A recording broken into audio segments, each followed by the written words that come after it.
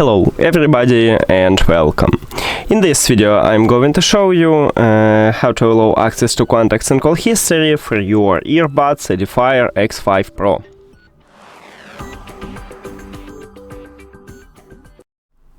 You have to start by open settings. After that go to connected devices or Bluetooth, and at the device list click the settings icon or information icon near to your earbuds.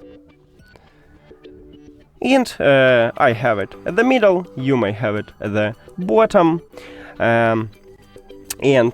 This name, so it calls on my Pixel 8 allow access to contacts and call history. On your phone it may be contact sharing or call sharing or something with sharing or something with call. It depends on Android phone, and to enable it you need to tap the slider near to it if the slider have empty background. Click on it one time. That's it, we did it. Thank you for watching this video. If you found it helpful, please consider subscribing to the channel and leave a like on the video. See you later.